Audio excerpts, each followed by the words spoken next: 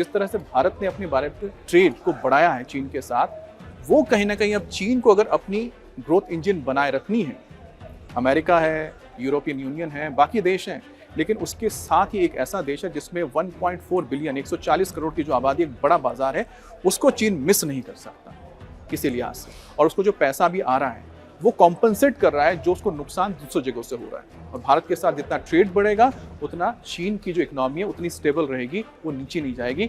और ये एक ऐसा मसला है जिसकी वजह से चीन हो सकता है कि भारत के साथ एलएसी के मुद्दे को सुलझाने के लिए आगे कदम बढ़ाए।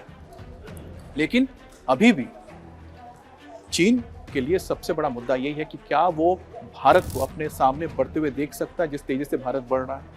अब आईएमएफ की अगर रिपोर्ट देखते हैं तो ग्रोथ कितनी है, चाइना की आईएमएफ की ओर से अगर देखी जाए तो उसकी जीडीपी की जो है 4.5% है और भारत की 6.5 से 7% बताई जा रही है।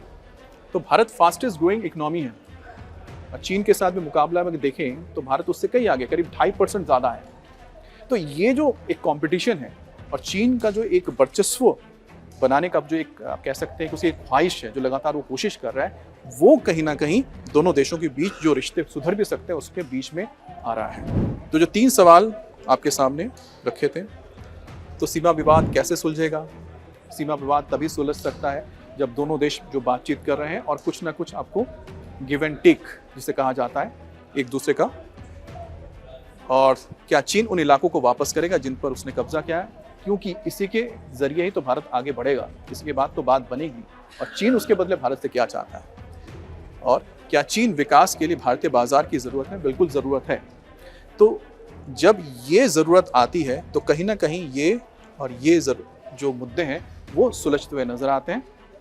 अब चीन और भारत के दोनों प्रतिनिधि बातचीत कर रहे हैं और उम्मीद हम ये कर रहे हैं कि ब्रिक्स सम्मेलन में जब शी जिनपिंग आएंगे और उस दौरान व्लादिमीर पुतिन भी यहाँ पर रहेंगे तो RIC यानी कि रशिया, इंडिया, चाइना की जो एक मीटिंग होती है वो अगर मीटिंग हो जाती है तो ऐसे में कहीं ना कहीं कोशिश ये होगी कि अमेरिका को, जिस तरह से अमेरिका ने इस वक्त पूरे मिडल ईस्ट या दूसरे इलाकों में अपना एक वर्चस्व बना के रखा हुआ है, या कहीं ना कहीं चीन को कई जगहों पे उसने आघात किया है, चाहे वो ईरान जो उसका एक बड़ा ट्रेड पार्टनर है खासतौर पे तेल के लिहाज से, दूसरी तरफ वेनेजुएला को पूरी तरह से कब्जे में ले लिया है, तो एक तेल का स्रोत चला गया है चाइना का। तो चाइना की भी कोशिश ये होगी कि रशिया और भारत के साथ मिलकर वो एक ऐसा स्ट्रॉन्ग ब्लॉक तैयार करे जिसको लगातार कोशिश कर रहा है रशिया भी कि इसको कैसे आगे बढ़ाया जाए।